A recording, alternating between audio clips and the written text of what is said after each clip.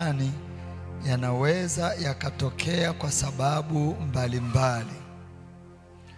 Sababu mojawapo ilikuwa ni kumfanya mtu aamini ya kwamba mabaya yanatoka kwa Mungu.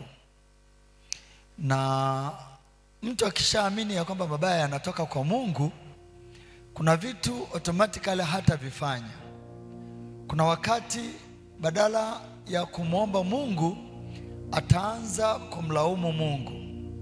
Kwa hiyo jana tukaona jinsi ambavyo shetani anaweza akasababisha umaskini kupitia magonjwa. Lakini nikakwambia leo tutajifunza jinsi ambavyo magonjwa yanaweza yakamtenga mtu na Mungu. Hebu nenda na mimi kwenye kitabu cha Ayubu ile sura ya 2, kwa sababu siku ya leo ninataka tupige roho za magonjwa. Roho zile ambazo zinatoka shimoni, zinatoka kuzimu, zinatoka kwenye kambi za wachawi na waganga, alafu yanaonekana ya kwamba ni Mungu ameyaleta magonjwa hayo. Kwa sababu Mungu yeye amesema kwenye neno lake, kwenye ile Zaburi ya 103, akusamehe maovu yako yote, akuponya magonjwa yako yote, aukomboa uhai wako na kaburi. Sasa kama Mungu amesema anatuponya magonjwa yetu yote, anatusamehe maovu yetu yote, then yeye hataweka tena magonjwa juu yetu. Mungu mwenyewe anasema, sitaweka yale magonjwa niliyoyaweka juu ya Wamisri juu yenu. Kama mtu yote anamcha Mungu, hakuna wakati wowote Mungu atachukua magonjwa tena akayaweka juu yake. Kuna wakati ambako kwa sababu ya makosa ya watu yanaweza yakasababisha wakaugua. Kwa mfano, Biblia inasema mshahara wa dhambi ni mauti. Kwa hiyo kuna dhambi ambazo ukifanya zinaweza zikasababisha magonjwa. Kwa mfano, sasa hivi duniani kumejaa magonjwa kama ukimwi na magonjwa mengine ya zinaa. Kwa hiyo mtu akiamua kwenda kuzini, moja kwa moja anaweza akapata ugonjwa wa zinaa kwa sababu ya lile kosa alilolifanya. Mtu anaweza akapata ugonjwa wa ukimwi kwa sababu ya baadhi ya makosa anayoyafanya. Mfano, mtu anaenda kwa mganga, anakubali kuchanjwa na kiwembe ambacho kimechanja watu 10. Kitendo hicho cha kwenda kutoa mwili wako kwa mganga ukachanjwa na kiwembe, unaweza ukakuambukiza magonjwa. Ni nini? Magonjwa unayapata kwa sababu ya makosa yale uliyoyatenda. Lakini Mungu ameahidi ya kwamba hataweka magonjwa juu ya wale watu ambao wanamwabudu. Mungu mwenyewe amesema, ukinitumikia nitaondoa ugonjwa katikati yako. Kwa hiyo ukiona ugonjwa upo na unamtumikia Mungu, ni lazima kuna mahala ambako umetoka. Haleluya. Leo nataka tuangalie, alafu tupige hiyo roho ya magonjwa. Mahala popote ambako magonjwa yanatokea, aidha magonjwa kwa ndugu zetu, magonjwa kwa wazazi wetu, magonjwa kwa watu tunaowapenda, magonjwa kwa watoto, tuyapige yale magonjwa, kwa sababu kuna adui anayeyaleta.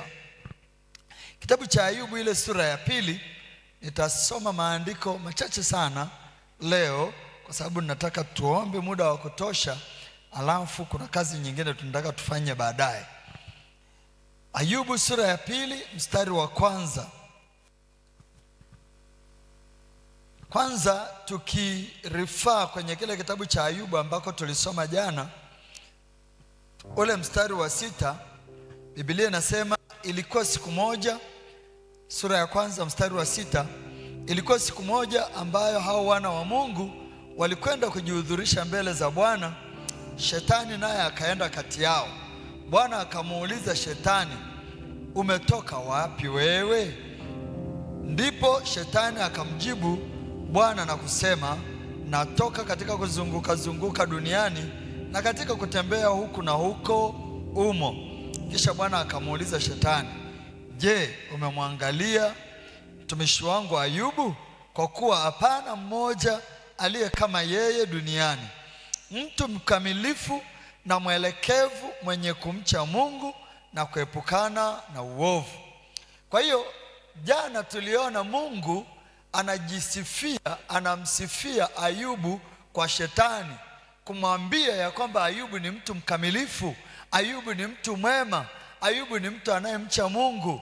Shetani akaanza kumshtaki kwa Mungu, na yeye anasema ya kwamba Ayubu sio anakupenda tu bure, ni kwa sababu umemlinda, umemtunza, umempa mali, umempa watoto, umempa kila kitu anachokihitaji. Mungu akamwambia, hivyo vitu viko chini ya mikono yako, mtendee kama unavyotaka. Kwa hiyo tukaona jinsi ambavyo Ayubu alipigwa, vitu vyake vyote vikaondoka. Tukaona ya kwamba kuna matukio yanayotokea yakasababisha watu wakawa maskini. Kwa hiyo mtu unaweza ukawa una afya yako nzuri tu, lakini umaskini unakuandama. Tukaangalia njia mbalimbali ambazo shetani anazitumia kuwafanya watu kuwa maskini. Lakini nikakwambia kuna vitu vingine vinafuata baada ya umaskini. Shetani anaweza akaondoa fedha yote kabisa, alafu baadaye ndio analeta magonjwa. Sasa hebu nenda kwenye kitabu cha Ayubu sura ya 2. Ukisoma haya maandiko na kuyafuatilia vizuri, utaanza kuangalia kwenye historia yenu, kwenye maisha yenu, mambo yanayoendelea. Utaanza kuangalia jinsi ndugu zako walivyo, ukoo wenu ulivyo, familia ilivyo, kabila lenu lilivyo, jinsi ambavyo watu wenu wanaishi. Ukipiga picha kule kwenye ndugu zako kule, ukiangalia hatua kwa hatua, utaona kile ambacho nakisema. Ayubu sura ya 2 mstari wa 1. Tena kulikuwa na siku hao wana wa Mungu walipokwenda kujihudhurisha mbele za Bwana, shetani naye akaenda kati yao ili kujihudhurisha mbele za Bwana. Hii ni mara ya 2 sasa. Ile mara ya kwanza ameenda kujihudhurisha, akamshtaki Ayubu, Mungu akamruhusu aipige mali. Sasa mara ya 2 walivyoenda tena wana wa Mungu, kaenda na wao tena. Kwa hiyo inaonekana shetani alikuwa anajihudhurisha mara kwa mara, wana wa Mungu wakiwepo katikati pale, wameenda kusikiliza Mungu, na shetani naye anakuwepo katikati yao. Ndio maana haishangazi hata kwenye nyumba za ibada wanaweza mkawa mpo watu wengi, mkawa watu 3 4, mmoja akatokea shetani amejihudhurisha pale. Nilishawahi kukuambia kuna namna ambavyo ukiwasikia watu wanaongea unaweza kuwatofautisha, ukajua huyu ni mwana kondoo wa Mungu au ni mbwa mwitu amevaa tu ngozi ya kondoo. Kwa nini? Kwa sababu wana wa Mungu wanapojihudhurisha, shetani huwa ana tabia ya kujihudhurisha katikati yao. Kwa hiyo hii mara ya 2 wana wa Mungu wanaenda kujihudhurisha. Na tunapoongelea wana wa Mungu, hatumaanishi wanadamu. Hawakuwa sehemu ya wanadamu kama walivyokuwa wana wa Ayubu. Malaika wa Mungu, watu wa rohoni wanaenda kujihudhurisha, na shetani naye anakwenda kujihudhurisha pamoja na yeye. Kama ni leo tungesema walivyokwenda ibadani, na shetani naye kaenda ibadani ambako walikuwa wameenda kumwabudu Mungu, na shetani naye yuko pale. Wao wakiwa wanamwabudu Mungu, shetani kazi yake ni kuwashtaki watakatifu. Leo tutakwenda kuanzisha sauti yake inayowashtaki watakatifu kwa jina la Yesu. Kwa hiyo Bwana akamuuliza shetani, umetoka wapi? Kama vile alivyomuuliza kwenye sura ya 1. Shetani akamjibu Bwana na kusema, natoka katika kuzunguka zunguka duniani na katika kutembea huku na huku humo. Kumbe shetani anaga jipya. Ukimwona anayafanya mambo, ujue ashayafanya tena, hanaga jambo jipya. Anarudi anaulizwa, umetoka wapi? Jibu lake ni lile lile. Kazi yake kutembea tembea duniani. Kumbe kuna mambo ambayo ukiyaona yanatokea usishangae. Jamaa yuko kazini anatembea tembea humo. Anaweza akatembea tembea kwenye afya ya mtu, anaweza akatembea tembea kwenye mali za mtu, anaweza akatembea tembea kwenye ndoa ya mtu, anaweza akatembea tembea kwenye maisha ya watoto wa mtu. Apigwe kwa jina la Yesu. Bwana akamuuliza Shetani, umemwangalia huyo mtumishi wangu Ayubu? Kwa kuwa hana mmoja aliye kama yeye duniani, mtu mkamilifu, mwelekevu, mwenye kumcha Mungu na kuepukana na uovu. Naye hata sasa anashikamana na utimilifu wake, ujapokuwa ulinichochea juu yake ili nimwangamize pasipokuwa na sababu. Kwa hiyo kumbe tunaendelea kujifunza ya kwamba kuna mambo ambayo yanawapata watu na wakitafuta sababu yake haipo. Shetani alipokuwa anaharibu mali ya Ayubu, hakuna sababu yoyote. Hata Mungu anajua ya kwamba sababu iliyomfanya huyu amshtaki ni ukamilifu, na mimi kwa sababu ninamwamini Ayubu, hata kama vitu vikiondoka bado Ayubu atakuwa ananiamini. Alafu Mungu anasema Shetani alimchochea, yani kumtilia maneno ya kwamba jaribu kuniachilia dakika moja tu uone kama jamaa bado ataendelea kukuabudu.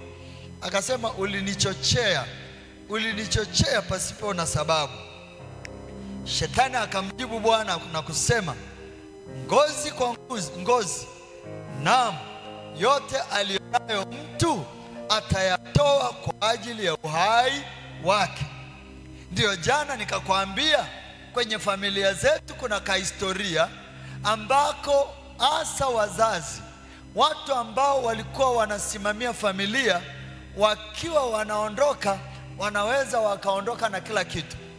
Anasema mtu anaweza akatoa chochote kwa ajili ya uhai wake. Alikuwa anamaanisha mtu yuko tayari kuuza kila kitu ili aupambanie uhai.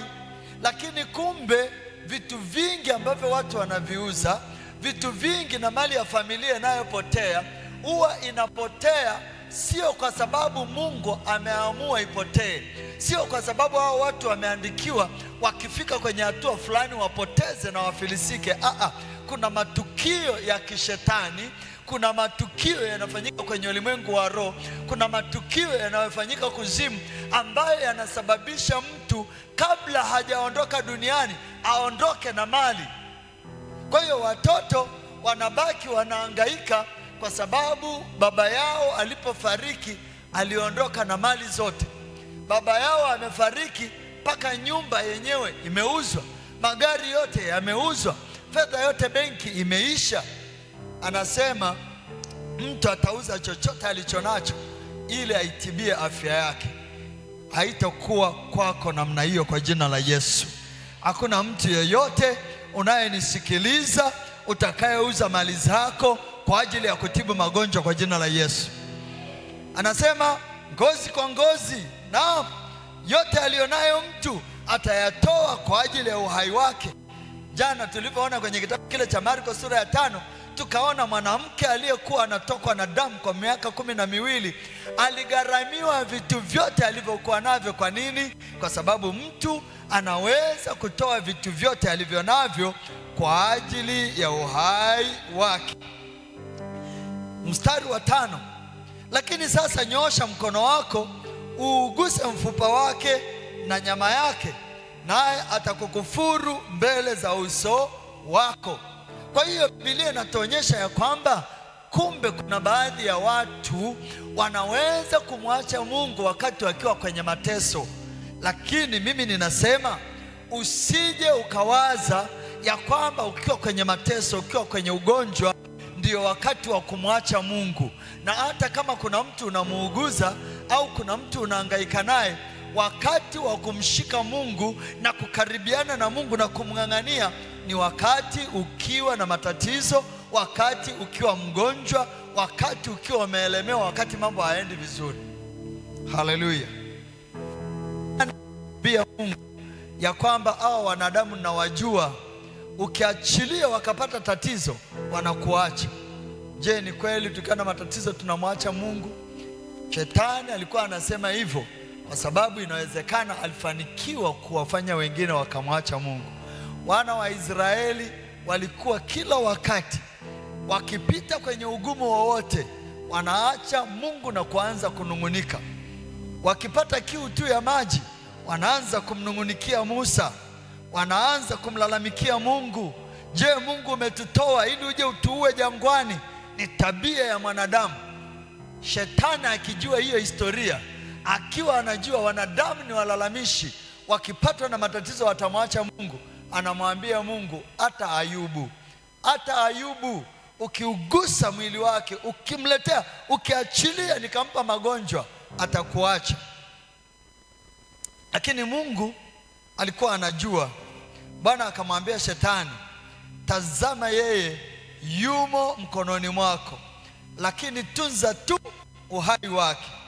Basi Shetani akatoka mbele za uso wa Bwana, akampiga Ayubu kwa majipu mabaya, tangu wayo wa mguu hata utosi wa kichwa.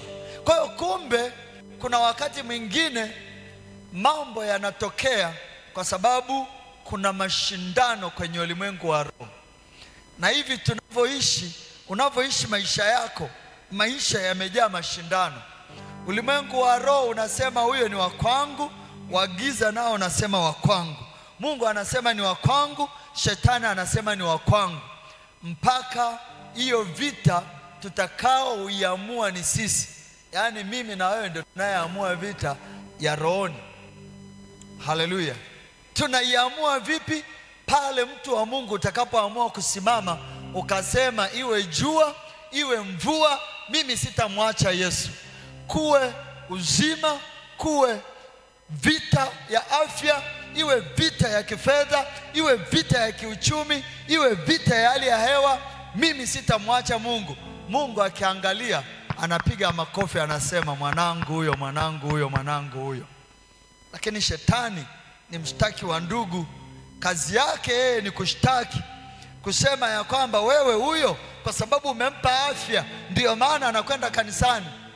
Shetani anatarajia, sema Shetani anatarajia ukiwa unaumwa kichwa ulale nyumbani na useme ninaumwa sana ndio maana sijaenda ibadani.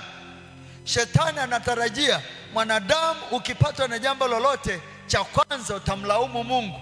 Ndio maana namna ya maombi ambayo tunaomba, kuna watu ukiwasikiliza maombi yao wanaomba, Mungu, kwa nini mimi? Kwa nini familia yangu? Kwa nini haya mabaya yananipata mimi tu? Hivi ni mimi peke yangu duniani? Hivi Mungu huoni wengine? Unataka nani apewe yale? Haleluya. Unasikia mtu anaomba, Baba, hivi ndoa zote ziko kama ya kwangu kweli? Au ni ya kwangu tu? Hivi kila mtu analialia kama mimi? Hivi kila mtu anateseka, wote hawana hela au ni mimi tu? Ujaomba hapo, unalalamika. Amen. Haleluya. Kwa hiyo Shetani akamwambia Mungu, wewe Ayubu Bwana umempa afya. Lakini nikagundua kitu kimoja, Shetani msaulifu sana, ya kwamba Ayubu alikuwa na kila kitu kwenye maisha yake. Shetani amevipiga vyote, vimeondoka mpaka na watoto. Alafu anakuja anamwambia Mungu, ukigusa afya yake, ukigusa afya atakuacha safari hii. Mimi nataka Shetani na ulimwengu wa roho wajue ya kwamba watu hawamfuati Mungu kwa sababu ya vitu. Wengine wamemtafuta Mungu kwa sababu hawana kitu, ndio baadaye akawapa. Na nilishakwambia Mungu hawezi kukupa kila kitu kama hajakuamini. Kwa sababu kuna watu, kwa jinsi ambavyo mioyo yenu ilivyo, kwa jinsi ambavyo mioyo yetu ilivyo, Mungu akikujazia miela, yani hapo ungekuwa una kagari kazuri, ka BMW umepaki pale, una hela za kutosha, yani kuna biashara jioni hivi ndio unauza sana. Kuna mtu anataka ukafunge mzigo wa shilingi milioni 20 ukamtumie kwenye basi, saa hizi ungekuwa kule. Yani kuna watu tu wasingepanga hata muda wa kuja ibadani. Waza tu sasa hivi hauna kitu na ratiba yako ya ibadani ilivyo. Sinaongea tu na wewe, naongea tu na mtu mmoja. Ratiba yako ilivyo tu sasa hivi ya kuja ibadani na hauna kitu. Ulichokuwa na kiangaikia tangu asubuhi, 10,000 na ngapi umeipata. Ulipoipata saa hizi yani hata ukiwa badani kichwa kinapanga hivi matumizi, yani matumizi ya shilingi 15,000. Kwa hiyo in a way, kwa jinsi ambavyo dunia imesukwa na watu ambavyo wameingiliwa na mambo ya dunia, shetani alikuwa anasema kwa ukweli fulani ya kwamba kuna watu ukiwapa watakuacha. Kwa hiyo chelewa kidogo kuwapa. Sasa Mungu anasema huyu nishampa tayari, anasema viondoe uone. Hata viondoa kwako kwa jina la Yesu. Hata kushtaki wewe kwa jina la Yesu. Hebu sema wewe mshtaki, ninakunyamazisha kwa jina la Yesu. Basi shetani akatoka mbele za uso wa Bwana, akampiga Ayubu na majipu mabaya, tangu wayo wa mguu hata utosi wa kichwa. Naye akashika kigae cha kujikunia, akaketi majivuni. Kwa hiyo Ayubu alikuwa na hela zote zimeondoka, ugonjwa umeingia, hana hela ya kujitibu, hana hela ya kwenda hospitali, hana chochote. Hapo ana majonzi ya watoto wake. Hapo ukimuuliza Ayubu atasema anayesababisha hayo ni nani? Ni Bwana. Maana kule mwanzo amesema Bwana alitoa na Bwana ametoa. Hebu sema kuna matukio ya kishetani. Haya ni matukio ya kishetani ambayo watu wengi hawawezi kuyaona haraka haraka. Ndipo mkewe akamwambia, je, wewe hata sasa washikamana na utimilifu wako? Umkufuru Mungu ukafe. Mke wake, mtu wa kwanza kabisa kumsemesha Ayubu amkosee Mungu, hakuwa mtu wa mbali. Hebu nisogee niongee na wewe. Kuna mambo yakitokea maishani, watu watakao kukatisha tamaa ni watu wa karibu kabisa. Ndio maana maandiko matakatifu yanasema adui wa mtu ni yule wa nyumbani mwake. Huwa ninajaribu kuwaza na sijawahi kupata majibu ya kwamba ni ngumu kuelewa ya kwamba ni siku ngapi zilikuwa zimepita tangu Ayubu ameanza kuumwa mpaka mke wake anafika mahali anamwambia kufuru, umkufuru Mungu ili ufe.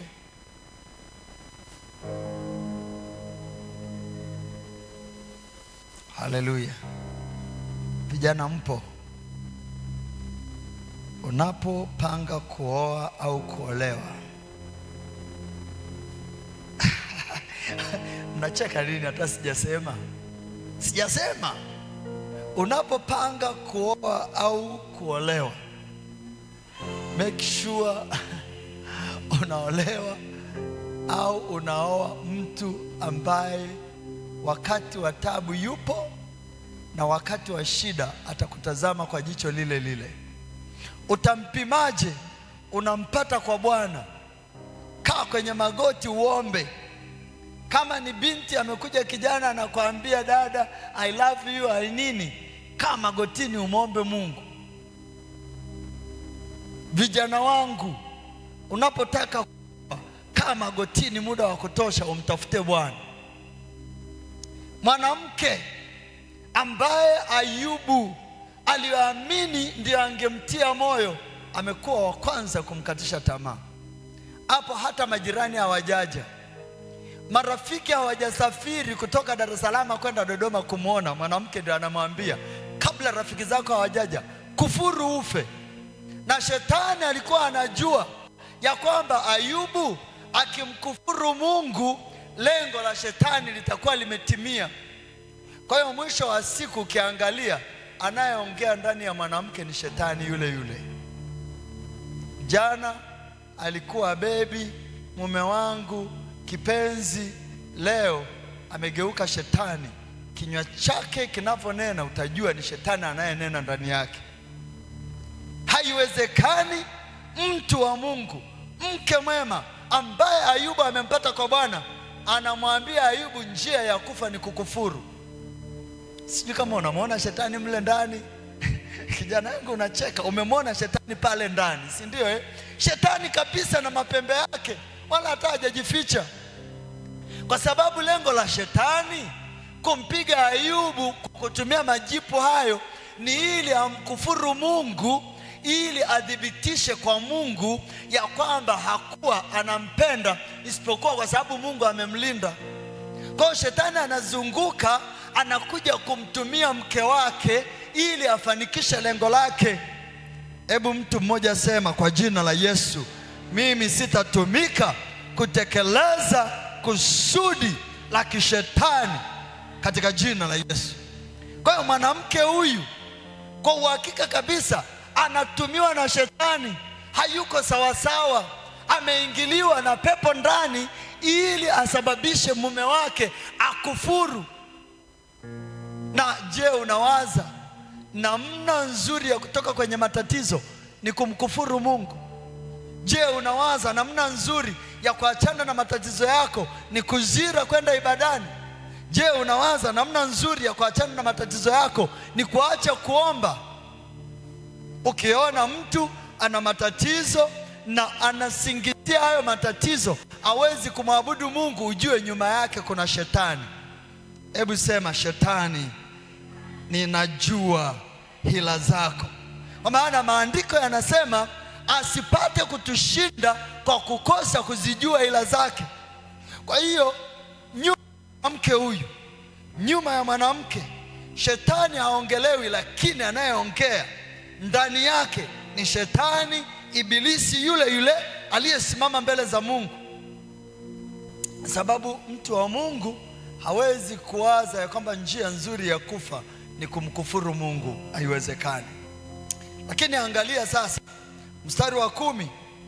Yeye Ayubu akamwambia, wewe wanena kama mmoja wa hao wanawake wapumbavu anenavyo. Je, tupate mema mkononi mwa Mungu nasi tusipate na mabaya? Katika mambo hayo yote Ayubu hakufanya dhambi kwa midomo yake. Kwa hiyo tunaiona scenario nyingine hapa. Kumbe mambo ya Yesu kumwambia Petro, rudi nyuma yangu shetani, hayakuanza siku hiyo.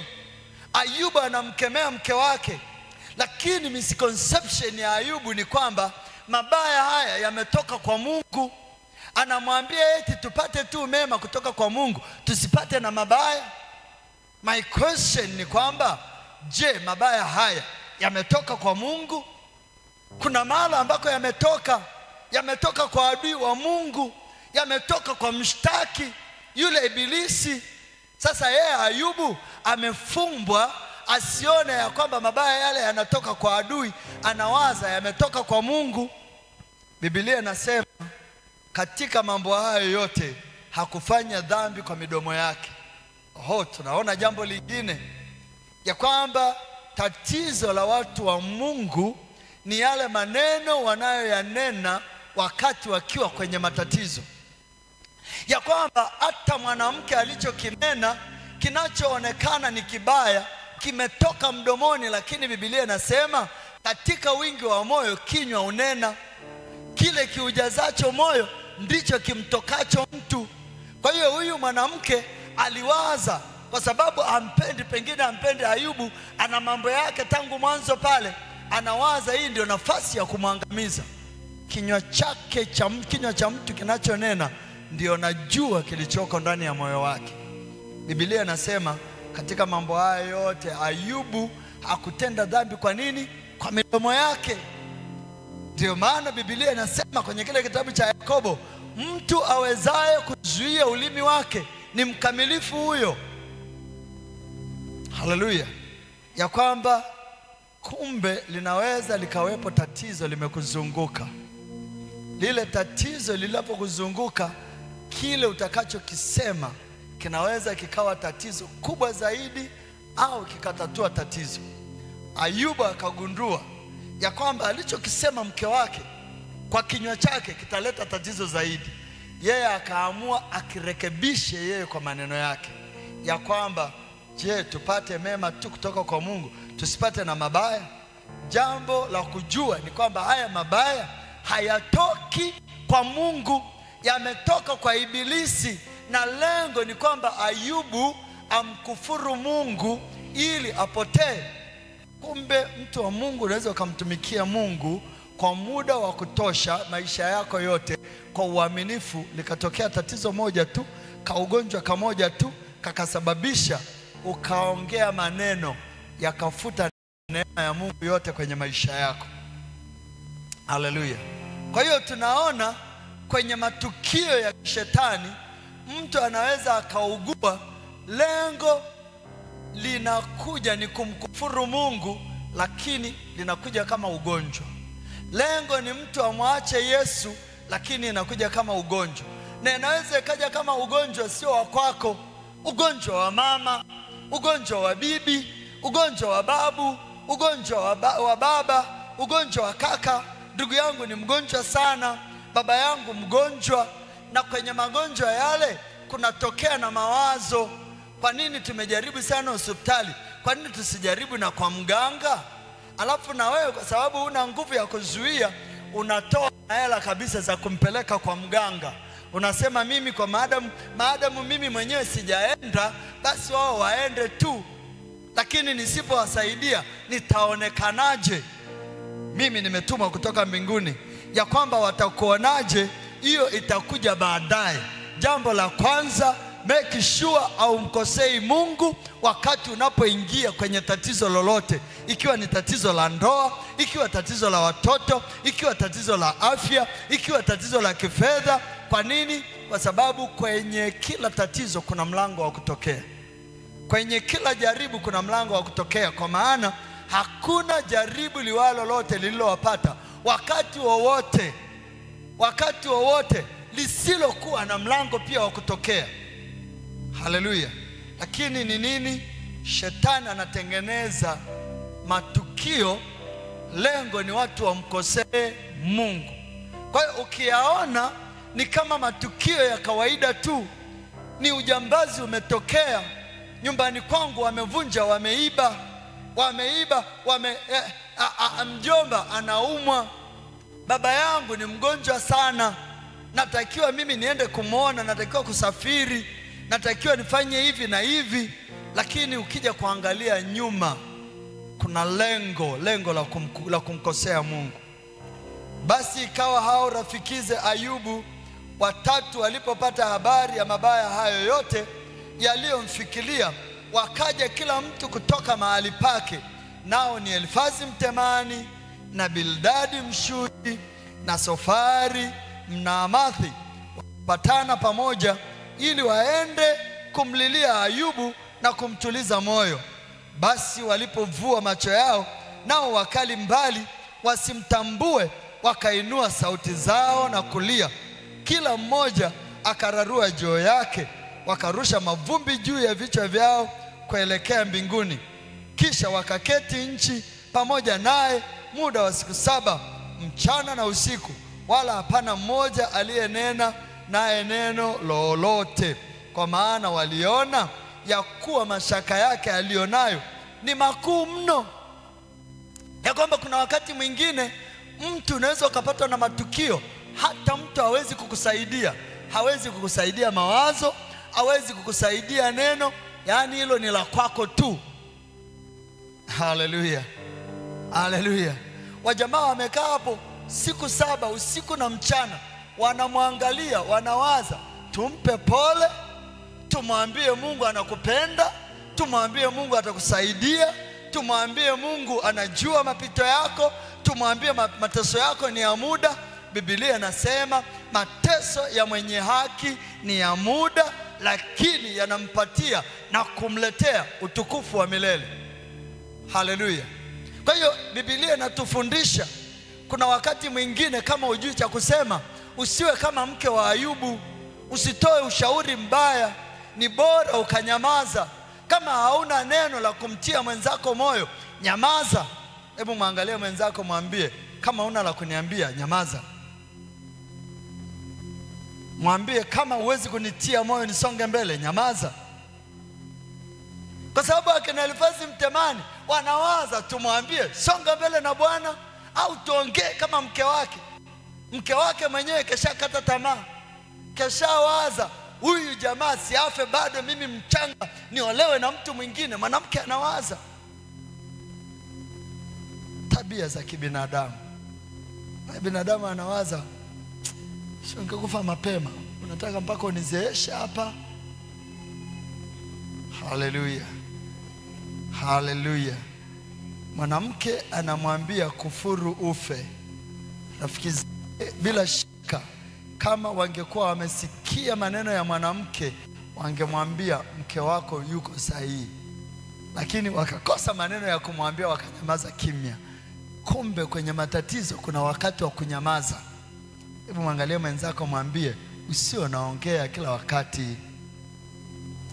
Mwambie kuna nyakati za kunyamaza.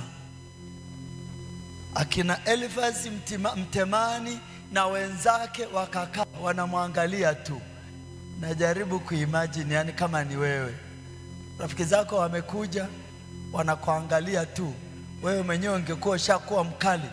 Kama hamna mlichofuata hapa, nyanyukeni mwende kwenu. Hawana neno la kukwambia. Kuna wakati hata wale unaowategemea wakutie moyo hawana neno la kutia moyo. Hebu mwambie mwenzako hawana neno wale.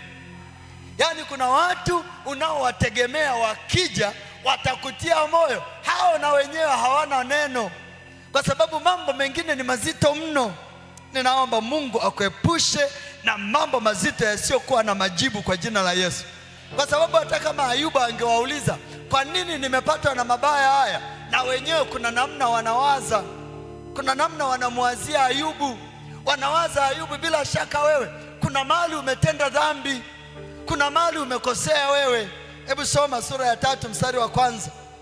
Baada ya hayo Ayubu akafunua kinywa chake na kuilaani siku yake. Ayubu akajibu na kusema, na ipotelee mbali ile siku niliyozaliwa mimi, na ule usiku uliosema mtoto mume ametungishwa mimba. Yani jamaa analaani siku mpaka alipochubabebwa mimba. Anasema bora hiyo siku isingekuwepo. Anasema siku hiyo na iwe giza, Mungu asiangalie toka juu, wala mwanga usiangazie. Ishikwe na giza, giza tupu kuwa yake, wingu na likae juu yake. Chote kiifanyacho siku kuwa giza na kiitishe. Jamaa analaani siku. Sasa wewe Ayubu unailaani siku kwa nini? Kwa sababu siku ulipozaliwa Ayubu, kuna na watoto wengine wamezaliwa wengi tu. Sasa ukiifuta hiyo siku, wale wenye birthday kama ya kwako wataenda wapi? Mwangalie mwenzako, mwambie siku hiyo haina kosa, tukio limetengenezwa. Sasa Ayubu akawaza, cha kwanza niifute siku niliyozaliwa. Je, ukiifuta siku uliyozaliwa utaifuta na hii unayoishi leo? Je, una uwezo wa kufuta kesho? Je, una uwezo wa kubadilisha chochote? Huna uwezo wa kubadilisha chochote. Kwa hiyo kumbe katika mambo yote hayo ni kuendelea kumtafuta Mungu, kuendelea kuomba, kwa sababu haya yote hayakubadilisha chochote. Anaendelea analaani, anasema na waulaani hao waulaaniwa mchana, hao walio tayari kumwamsha huyo Leyawadhan, nyota za mapambazuko yake na ziwe giza. Analaani mpaka nyota. Ameacha Mungu tu. Haleluya. Lakini lengo lake shetani alikuwa anataka amfanye aseme maneno mengi mpaka mle ndani ajikuta amemkosea Mungu. Kwa sababu lengo la shetani ni kudhibitisha ya kwamba akipata magonjwa Ayubu atakukufuru. Huyu akipata matatizo atakuacha. Leo nataka mtu mmoja amwambie shetani, mimi siwezi kumwacha Mungu kwa sababu ya tatizo lolote. Haleluya. Alafu baadaye tumwambie hatuwezi kutushinda kwa kukosa kuzijua ila zako. Matukio yoyote uliyoandaa juu yangu, matukio uliyoandaa juu ya familia yangu, juu ya maisha yangu, leo ninayafunga kwa jina la Yesu, ya kurudie wewe na adui zangu ambao umewaandaa kwa ajili ya kunikosesha. Haleluya. anaendelea anasema, mbona sikufa si mimi tokea mimbani? Mbona nisitoe roho hapo nilipotoka tumboni? Mbona hayo magoti kunipokea, au hayo maziwa hata nikanyonya? Jamaa analaani hatua zote za maisha. Maana hapo ningelala na kutulia, ningelala usingizi na kupata kupumzika, pamoja na wafalme na washauri wa dunia, hao waliojitengea maganjoni, au pamoja na wakuu wenye dhahabu waliozijaza fedha nyumba zao, au kama kuzikwa mimba iliyoharibika nisingekuwako, kama wachanga wasiouona mwanga kabisa. Huko waovu huacha kusumbua. Kwa hiyo kumbe anajua ya kwamba kuna waovu wanaosumbua duniani.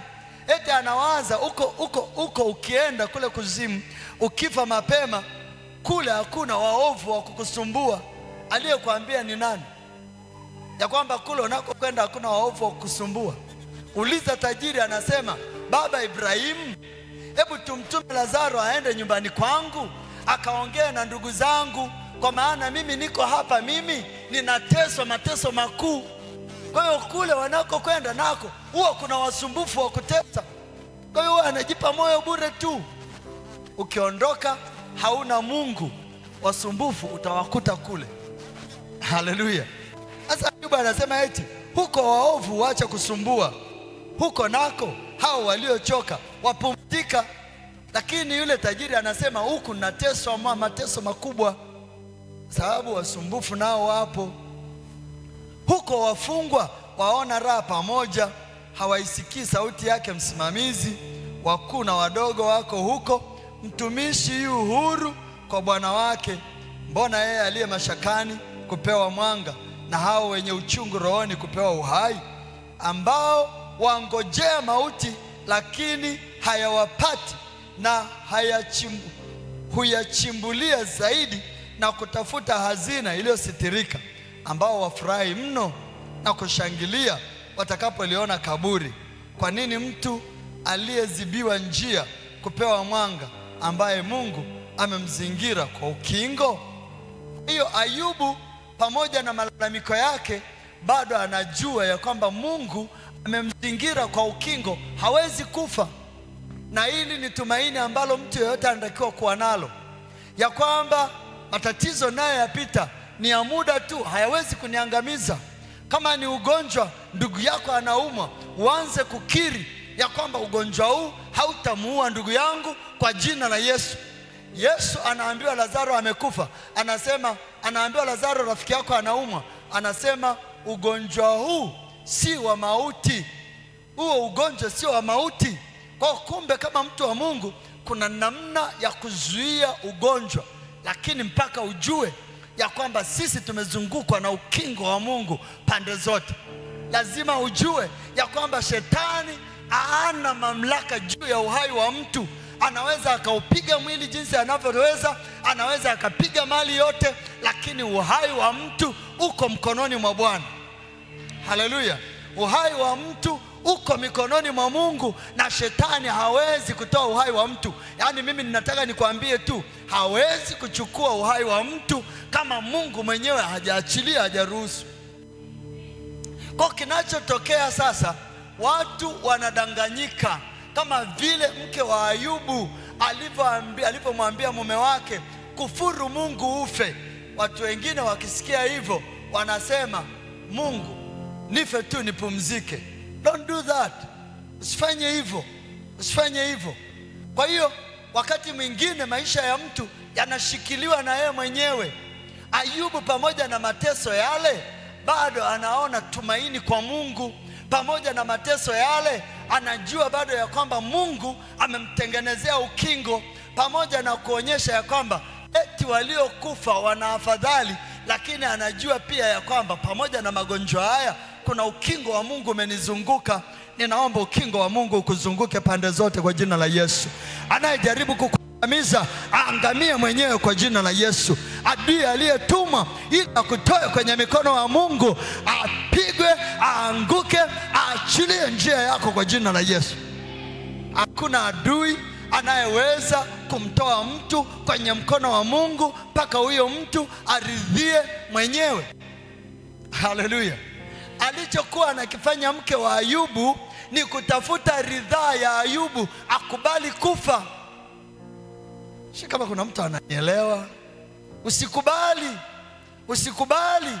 Kuna watu wengine wako pale, lengo lao ni kukushawishi uyatende mapenzi ya shetani. Usikubali.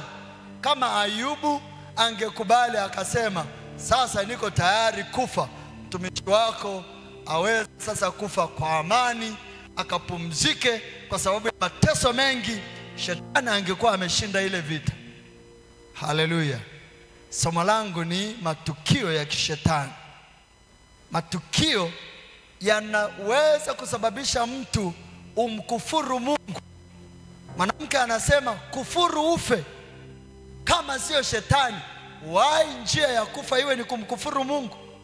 Where do you go? Utaenda wapi baada ya kumkufuru Mungu? Utaenda wapi? Lakini mwanaume anasema, ambaye Mungu amemzingira kwa ukingo, kwani kuugua kwangu kwaja kama kwamba ni chakula, kuunguruma na kuunguruma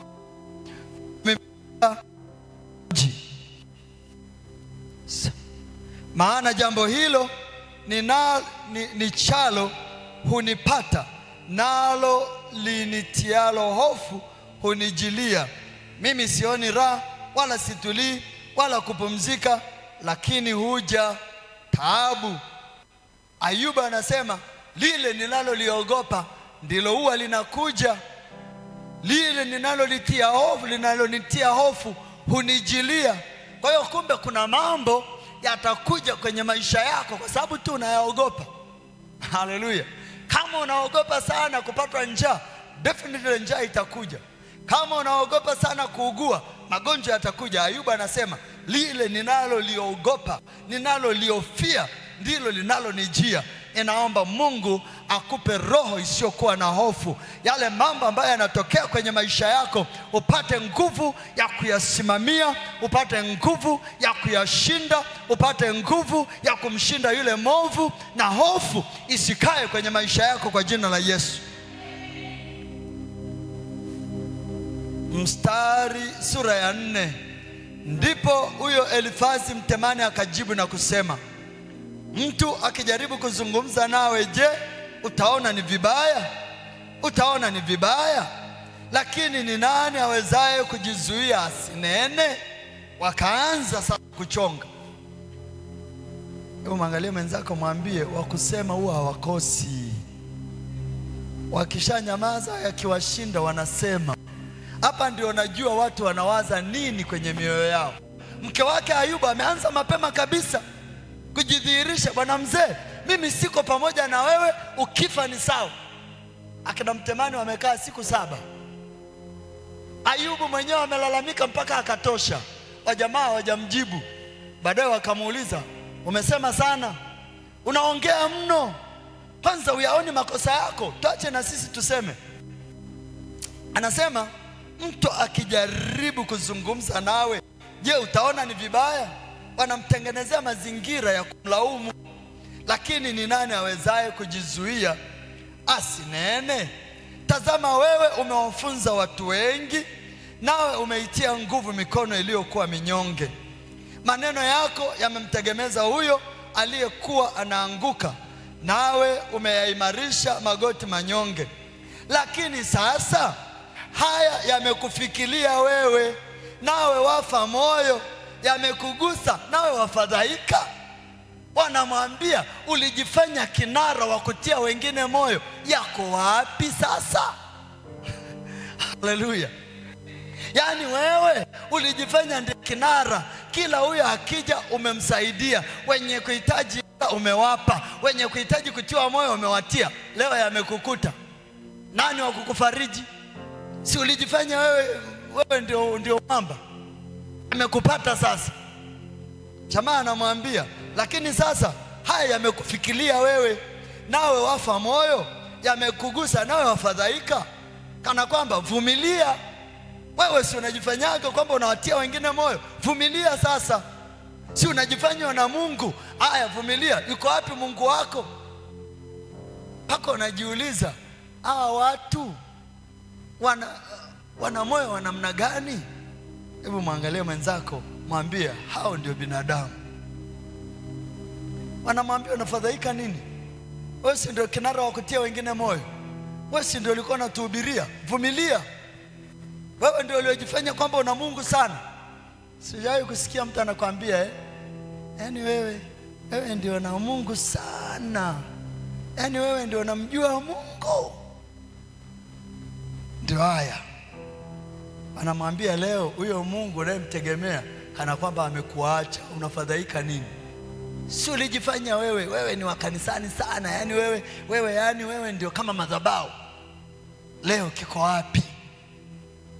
Haleluya. Sikiliza mstari unaofuata. Mstari wa 6. Je, dini yako sio mataraja yako? Na matumaini yako si ni huo uelekevu wa njia zako? Yaani wewe uko kumwabudu Mungu, si ndio kunakokupa kiburi? Leo kuko wapi? Mbona wewe ni kama sisi tu? Mbona hauna kitu leo? Mimi nataka nikwambie, ukisoma kitabu cha Ayubu ukaishia hapa, utawaza ya kwamba Mungu amemwacha Ayubu. Ndio maana kitabu cha Ayubu lazima usome sura zote, usome na marekebisho yake kwenye sura ya 42. Wakati atakapoinuka Ayubu, hao wote watatoroka na wataleta sadaka kwake. Ukisoma kitabu cha Ayubu sura ya 42, anaambiwa huyu Elifazi Mtemani ya kwamba hukunena vyema kama mtumishi wangu Ayubu, chukua sadaka ukatoe, Ayubu atakuombea. Ninaamuru leo kwa jina la Yesu, wale waliokucheka leo, wewe utakuwa msaada wao kesho, utakuwa mwombezi wao kesho, utakuwa kimbilio lao kesho. Usiogope, kwa maana Bwana yuko pamoja nawe. Anamwambia, kumbuka tafadhali, ni nani aliyeangamia akiwa hana hatia? Au hao waelekevu waliokatiliwa mbali wapi? Kama mimi nilivyoona, hao walimao maovu na kupanda madhara uvuna yayo hayo. Wanachomwambia Ayubu, madhambi yako yamesababisha upigwe na Mungu. Lakini je, ni madhambi kweli yalisababisha Ayubu apigwe na Mungu? Mungu mwenyewe anamwambia Shetani, yule mtu ni mwelekevu, bado amesimama na ukamilifu wake. Kwa hiyo hakuna jambo lolote ambalo Ayubu alikuwa amelifanya ili astahili. Kwa hiyo kwa mtu wa Mungu ni mbaya, tena ni dhambi kuwaza ya kwamba eti ninapatwa na magonjwa kwa sababu Mungu ananiadhibu. Mungu hafanyi hivyo. Mungu hafanyi hivyo. Ukiona magonjwa yamekuja, kuna mahala ambako yametoka. Haleluya. Hawa wanamwambia, je, Mungu anaadhibu watu ambao hawajakosea? Je, ni kweli Mungu alimwadhibu Ayubu kwa sababu ya kukosea? Mimi na wewe tukiwa tunasoma sasa hivi ndio tunajua hii siri, lakini rafiki zake wote walikuwa wanajua Ayubu ametenda dhambi, ndio maana mabaya yamempata.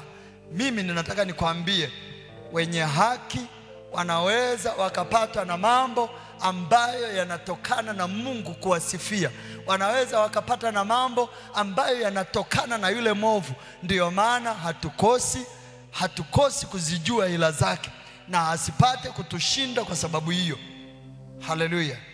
Vaeni silaha zote za Mungu ili muweze kushindana, na baada ya kushindana kusimama. Haleluya. Kwa nini? Kwa sababu anajua kwa hakika kabisa yule mshtaki wa ndugu huwa yupo, na wakati mwingine anaweza akakuletea watu wa kukatisha tamaa kwenye maisha. Kitu cha kuondoka nacho jioni ya leo, the take home message, kuna maneno yakisemwa uyapime maneno hayo kuliko wale walioyasema. Haleluya. Unamwangalia mke wa Ayubu akiwa anaongea, unawaza mbona unaongea kama wapumbavu? Ayubu mwenyewe anamuuliza, wewe mwanamke, nilikuwa nakuamini sana, lakini leo umeongea kama mmojawapo wa wanawake wapumbavu. Anaona shetani yumo ndani. Cha pili, akina Elifazi Mtemani wamemsikiliza kwa muda wa siku 7 lakini wanachokitafakari wanawaza umekosea mwenyewe, unatusumbua tu, unalipwa kwa maovu yako uliyoyatenda. Lakini sio kweli kwamba mtu wa Mungu akiingia kwenye matatizo eti ametenda uovu. No, be kind to them. Kwa hiyo angalia watu, angalia maneno wanayoyasema, utajaji, utajua ya kwamba huyu ni mtu anayenitakia mema au huyu ananitakia mabaya. Angalia ushauri wao. Anasema eti kama mimi nilivyoona hao walimao maovu na kupanda madhara huvuna yayo hayo. Ina maana Ayubu ametenda maovu, kwa hiyo analipwa kwa maovu yake? Hapana. Anasema kwa pumzi za Mungu huangamia na kuvuma kwa hasira zake humalizika. Kwa hiyo mmekuja kumwona rafiki yenu, badala ya kumtia moyo mnaanza kumlaumu. Angalia sana watu wanaokulaumu wakati wa matatizo. Mtu yeyote anayekulaumu wakati wa matatizo, ukitoka kwenye hayo matatizo achana naye, sio mtu mwema. Sababu kuna wakati unahitaji neno la Mungu la kukutia moyo. Kuna wakati hata kama mtu amekosea, ukiwa mtu wa Mungu sio wakati wa kumlaumu. Ndio maana Yesu aliwapa amri ya wanafunzi wake kusamehe makosa. Na yeye mwenyewe alipoletewa mtu aliyepooza, alipomwangalia akamwambia, rafiki, umesamehewa dhambi zako. Alikuwa anamaanisha wakati wa mtu akiwa na uhitaji sio wakati mzuri wa kumlaumu. Haleluya. Anaendelea, hajaishia hapo.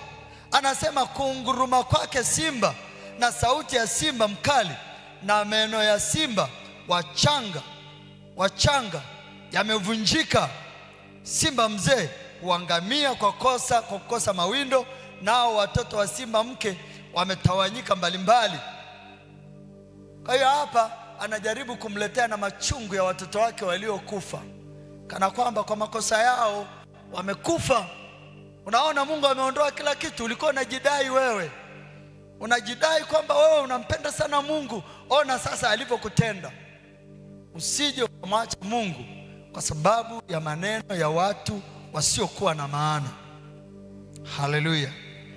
Hebu sema, kwa jina la Yesu, kwa jina la Yesu, ninakataa kukatishwa tamaa na watu wasiokuwa na maana. Kila neno lililonenwa juu yangu likanikatisha tamaa, leo ninalifuta kwenye ulimwengu wa roho na kwenye ulimwengu wa mwili katika jina la Yesu. Amen. Anasema basi nililetewa neno kwa siri, sikio langu likasikia manong'ono yake. Katika mawazo yaliyotoka katika maono ya usiku, hapo usingizi mzito uangukiapo wanadamu, hofu iliniangukia na kutetema iliyonitetemesha mifupa yangu yote. Ndipo pepo ilipita mbele ya uso wangu na nywele za mwili wangu zilisisimka. Hiyo pepo ilisimama kimya nisiweze kutambua sura zake. Mfano ulikuwa mbele ya macho yangu, kulikuwa kimya, nami nilisikia sauti ikinena, je, binadamu atakuwa na haki kuliko Mungu? Je, mtu atakuwa safi kuliko muumba wake? Tazama, yeye hawategemei watumishi wake, na malaika zake huwahesabia upuuzi. Je, si zaidi sana hao wakaao katika nyumba za udongo, ambao misingi yao i katika mchanga, au waliosetwa mbele ya nondo?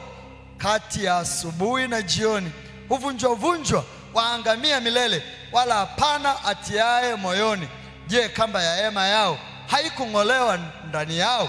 Wafa kisha hali hawana akili. Kwa hiyo wamemlaumu Ayubu mpaka wamefika mahali wanamwona, wewe si wako unajitia una haki kuliko Mungu. Sikuwa mwanadamu kuwa na haki kuliko Mungu. Majivuno yako yale ndio yameleta magonjwa. Lakini kusema ukweli, matukio ya kishetani ndio yaliyosababisha yote haya, ndio yamesababisha kulaumiwa, ndio yamesababisha huyu mtu wa Mungu aonekane hana maana. Kule kumpenda kwake Mungu, kule kumcha kwake Mungu, ule wivu wa shetani ndio unaosababisha apate mateso. lakini mateso yenyewe hayatoki kwa Mungu. Haleluya. Hayo kama mtu wa Mungu, ukifika mahali ukaona kuna jambo haliko sawa sawa, usikimbie kumlaumu mwenzako. Lakini na wewe mwenyewe ukipatwa na jambo ambalo haliko sawa sawa, usikimbilie kumlaumu Mungu, ya kwamba Mungu, mbona umeniacha? Sikia maombi ya watu, Baba, mbona umeniacha? Umeniacha mwanao, umeniacha nateseka mimi, bora unichukue. Akuchukue uende wapi? Kazi haijaisha bado kabisa. Hebu muangalie mwenzako, mwambie bado upo, hauendi popote. Yaani wala haji leo wala kesho kukuchukua, haji. Shindana tu hapa hapa. Haleluya. Hebu simama pale ulipo, nataka tushindane. Simama, nataka uombe. Nataka tushindane. Mwambie adui leo, nimejua hila zako. Nimejua watu uliowaandaa kunikatisha tamaa. Yaani watu wengi wamemwacha Mungu kwa sababu ya kukatishwa tamaa na maneno ya watu. Wewe kila siku kanisani, umekuwa wewe ndio mchungaji wa hilo kanisa. Tangu umeanza kwenda huko umepata nini? Mwambie, fumba kinywa chako. Rudi nyuma yangu shetani. Yesu akamwangalia Petro. Jana tu ametoka kusema, wewe ndiye Kristo mwana wa Mungu. Kesho yake, Kristo mwana wa Mungu, hautakufa, hautatimiza kusudi la Mungu. Akamwambia, nyuma yangu shetani. Hasa rafiki zako ukiwaambia nyuma yangu shetani, waambie kwa hekima. Sababu shetani anaweza akawa mtu wako wa karibu, mama watoto, the wife, kipenzi, darling. Akamwambia, kufuru Mungu ufe. And wife, why did you think njia nzuri ya kufa ni kukufuru? Why? Kuna nini? Unanitakia nini mama watoto? Na wewe umekuwa kama mojawapo wa wapumbavu. Ask them. Na wewe umekuwa kama mojawapo wa wapumbavu. Unaweza kumshauri mtumishi wa Bwana akufuru Mungu ili afe. Kwa hiyo kwenye kila sauti unayoisikia kuna kuwa na sauti ya shetani nyuma. Kama hakuna sauti ya Mungu, kuna sauti ya shetani. Kama hamna sauti ya kukuinua, kuna sauti ya kukushusha. Aliponena nami, roho ikaniingia ikanisimamisha. Mwingine akinena na wewe, roho ikikuingia inakushusha. Mke wa Ayubu alikuwa amenena na Ayubu, roho ilipomwingia, kama Ayubu angekubali, shimoni, anakufa kabisa. Neno tu la mtu mmoja uliyemwamini inakuangamiza. Sema, Baba, katika jina la Yesu, katika jina la Yesu, katika mambo yote ninaomba unitie nguvu ya kusimama. Ninaomba unifundishe njia zako, nami nisimame katika njia hiyo. Katika mambo yote nisikutende mabaya kwa kinywa changu. Katika jina la Yesu, katika jina la Yesu, ninayafunga kila maneno ya kishetani kutoka kwa watu wangu wa karibu, kutoka kwa watu mbalimbali waliokuja kama watia moyo, kumbe ni wakatisha tamaa. Katika jina la Yesu, kila maneno ya kukatisha tamaa yaliyonenwa juu ya maisha yangu leo ninayafuta kwa jina la Yesu. Ninayafuta kwa jina la Yesu. Kila ushauri mbaya ulioniongoza kwenye kukosea, leo ninaufuta ushauri huo katika jina la Yesu. Katika jina la Yesu, maneno yaliyonenwa kama ya mke wake na Ayubu yaliyosababisha moyo wangu ukaumia, leo ninayafuta kwa jina la Yesu. Maneno ya kukatisha tamaa, maneno ya lawama yaliyonenwa kama na Elifazi Mtemani, leo ninayafuta kwa jina la Yesu. Hayana mamlaka juu yangu. hayana nguvu juu yangu katika jina la Yesu. Katika jina la Yesu, kila hatua niliyochukua kwenye maisha yangu kwa sababu ya maneno ya watu, leo ninazifuta na kuziondoa hatua hizo kwenye maisha yangu. Leo ninaomba Baba, unipe nguvu ya kuanza upya. Kila maneno niliyonena kwa sababu ya kukata tamaa yakanitenga na upendo wa Mungu, ninaomba Baba unisamehe. Ninayatubu maneno hayo, ninaitubu dhambi hiyo katika jina la Yesu, katika jina la Yesu, katika jina la Yesu. Hebu anza kuyafuta maneno yote yaliyonenwa na watu wako wa karibu, watu wa mbali, marafiki, watu waliokushauri vibaya, waliokushauri, waliokutuhumu, waliokulaumu kwa sababu ya mambo yaliyokupata zamani. Anza kuyafuta yale maneno. Maneno mengine bado yanazunguka zunguka, yamekuwa kama mwiba, yamekuwa kama ukuta kwenye maisha yako. Hata ukitaka kuomba, wakati mwingine unayasikia maneno yale. Watu waliokushauri ya kwamba umwache Mungu ili maisha yako yawe mazuri, watu waliokushauri ya kwamba umwache Mungu ili ufanye biashara haramu, waliokushauri ya kwamba umwache Mungu pengine ukaolewe, pengine ukazae watoto kule, pengine ukafanye biashara, pengine ukapate kazi. Hebu anza kuyafuta maneno hayo, na lawama yao uifute leo kwa jina la Yesu. Baba, katika jina la Yesu Kristo, mwana wa Mungu aliye hai, kila maneno yaliyonenwa juu yangu, kila maneno yaliyonenwa, maneno ya ushauri, maneno ya lawama, maneno ya tuhuma, kwa damu ya mwana kondoo, leo Bwana ninayafuta kwa damu ya Yesu Kristo, mwana wa Mungu aliye hai.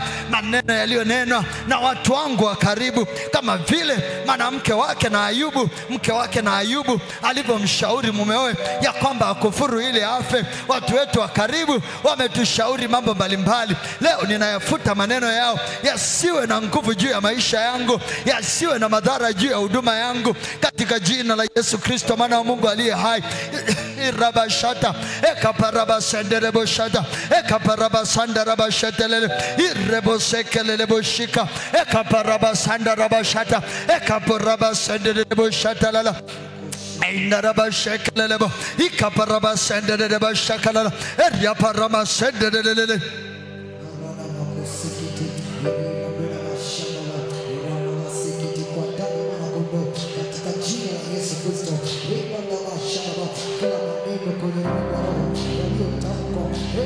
Katika jina la Yesu Kristo, imeandikwa undani wewe ni mkubwa mbele ya Israeli, utakuwa tambarare kwenye ulimwengu wa roho. Kuna maneno yaliyotamkwa ya kwamba sitafanikiwa, maneno yaliyotamkwa na ndugu wa karibu, maneno yaliyotamkwa na mtu yoyote ninayemfahamu au nisiyemfahamu. Roho moja ya jina la Yesu Kristo inavaa silaha kwenye ulimwengu wa roho, kuyafuta kila maneno, kuyafuta kila maneno yaliyotamkwa. Wenda makapa jioni ya leo ninayakusanya kila maneno ya kutoka kuzimu, maneno ya kutoka kwenye vikao vya wachawi yaliyotamka dhidi yetu, dhidi ya umaskini uliotamka kwenye maisha yako, dhidi ya umaskini wa familia. Wenda makapa ebrabasakata ebranduru mashamba ebranamasete kwa mamlaka ya damu mwana kondoo, kila kilichotamka kwenye ulimwengu wa roho kitanenwa, kitamwagiwa na damu, kitamwagiwa na damu kwenye ulimwengu wa roho. Leo tunayafuta, leo tunayafuta maneno ya kishetani, maneno ya kichawi, maneno ya kichawi yaliyotamkwa mahala popote kwenye ulimwengu wa roho. Leo tunayafuta, leo tunayafuta kwa damu ya Yesu Kristo, kwa damu ya mwana kondoo aliyesimama akapuuza maneno, aliyesimama kinyume na familia yangu, aliyesimama kinyume na huduma yangu, akapuuza maneno, akatamka maneno. Leo tunayakusanya. Imeandikwa ya kinywa atakusanyana, lakini si kwa shauri langu. Leo aliyejikusanya kwenye ulimwengu wa roho akatamka maneno, akamuiza maneno, akamwaga na damu. Leo tunatamka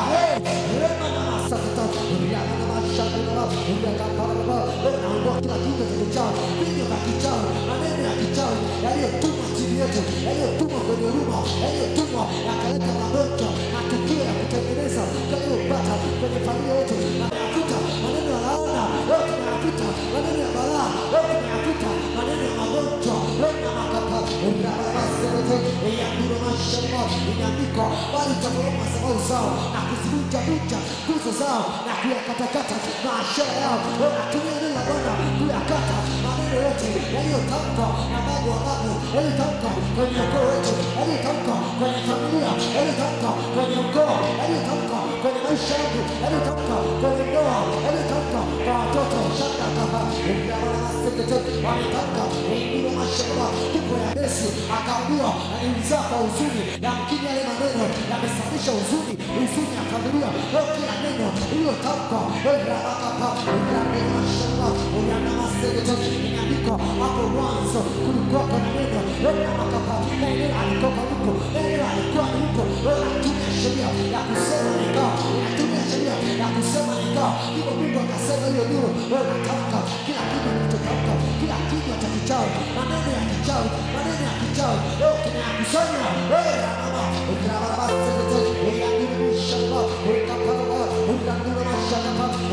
Inaandikwa huko Herode akanyosha mkono kutenda watu wa kanisa, kila mkono ulionyosha, mkono ulionyosha na akanuza maneno kwenye maisha yetu ya kwamba tutaharibikiwa. Kila balaa uliotamka, kila laana uliotamka, laana ya kutengeneza matukio ya kutengeneza chamba kopa ya masenete, matukio yaliyoandaliwa ndani ya wiki hii, matukio yaliyoandaliwa siku ya uovu iliyoandaliwa na kanuza maneno yote na kusanya na kutumia kitu cha kusema kapa na masenete. Inaandikwa mashamba, inaandikwa Bwana ndio mtu wa vita, Bwana ndio jina lake, Bwana kabisa kwenye ulimwengu. Inaandikwa sauti ya Bwana ina nguvu, sauti ya Bwana ina adhabu, sauti ya Bwana inapasua miamba. Tumia sauti ya Bwana kunyamazisha kila maneno yaliyotamkwa kwenye ukoo wako, maneno yaliyotamkwa kwa watoto wako, maneno yaliyotamkwa kwenye akili yako, maneno yaliyotamkwa kuja uzao. Shamba yana masekete yanasema kinyume na kila hatua familia, hatua huduma yangu, aliyetamka neno kwenye maisha yetu jioni au mchana, kwenye anga lako wanapigwa. Yana masekete shamba yana makapa sekete ina mashamba shekete inaandika akapindua mji wake asioacha watu wake waende. Kabisa kila maneno wasimamishwa maneno wakoko, wasimamishwa maneno wa familia, wasimamishwa maneno wanapita chanda kapa rana masekete yandumisha kapa rana makapa. Kwenye akili yako hakuna neno iliyotamka juu yetu, unalikata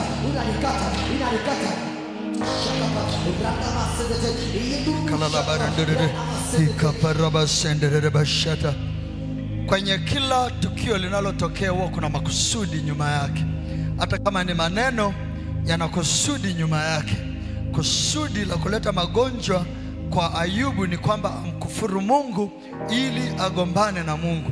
Hebu futa kila makusudi ya kishetani yaliyoko nyuma ya matukio mbalimbali yanayotokea kwenye maisha yetu, kwa sababu kila mtu anayetukiwa na tukio fulani huwa lina kusudi nyuma yake.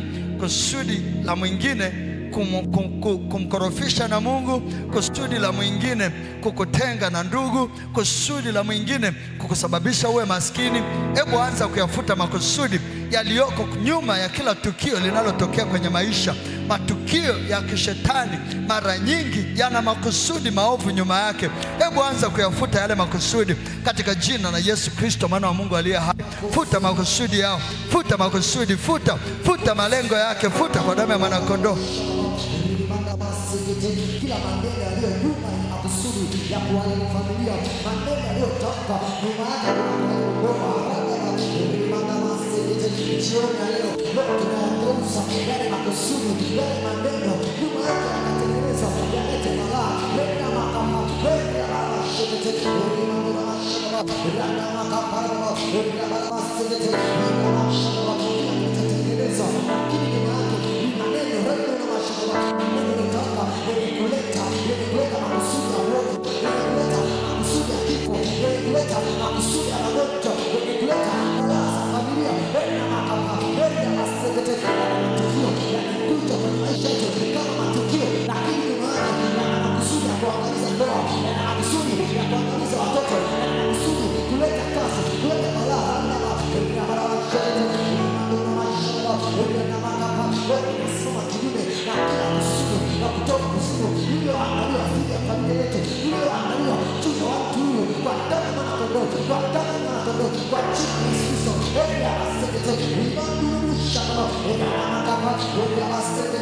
maneno yote aliyetamka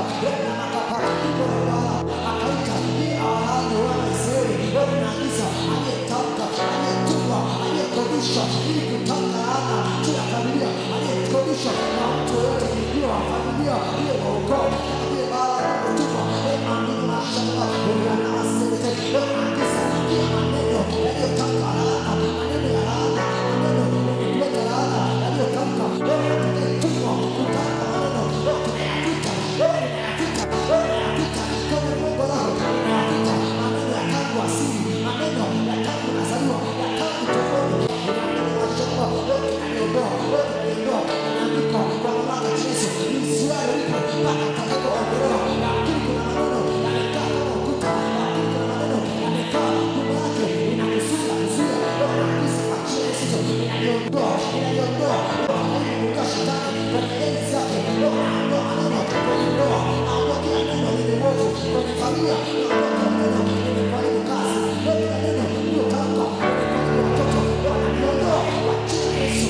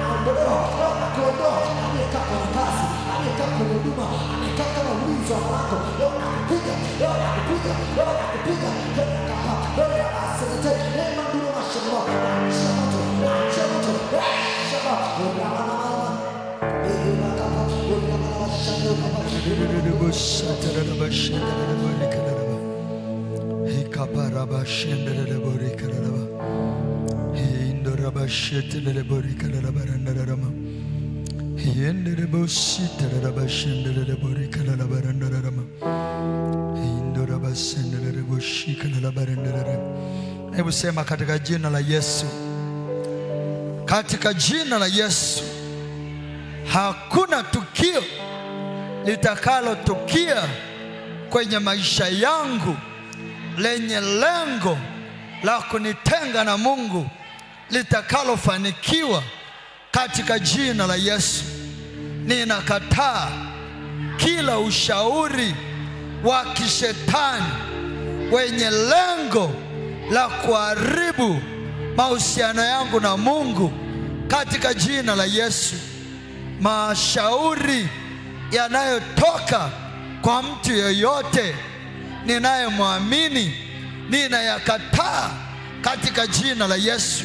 Mashauri kutoka kwa watu wangu wa karibu yenye lengo la kuyaharibu uhusiano wangu na Mungu ninayakataa katika jina la Yesu. Amen. Amen. Basi Mungu akubariki sana. Hebu tumtolee Mungu sadaka zetu kwa mwendo wa ufufuo na uzima. Tumtolee Mungu sadaka zetu, alafu tumalize ibada yetu kwa jioni ya leo. Alafu tutaendelea tena na somo hili siku ya Jumatano, alafu na siku ya Ijumaa.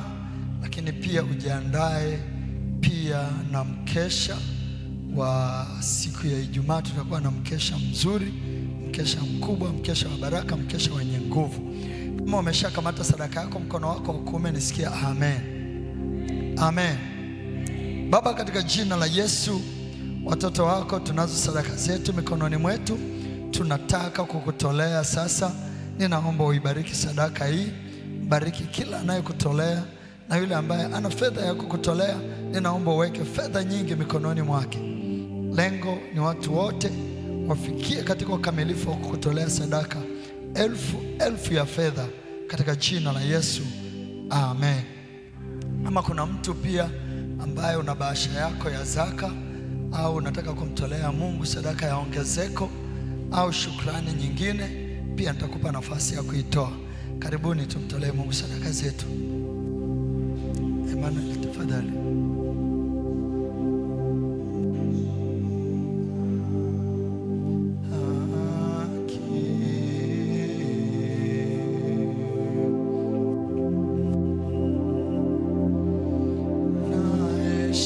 Heshima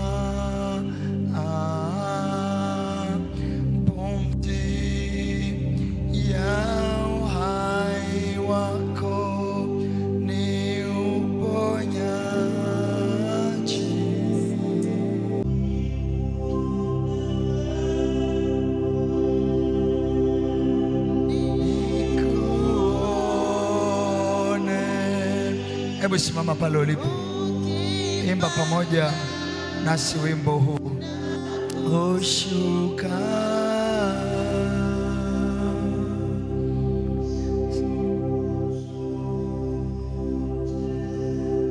siku zote za maisha yangu,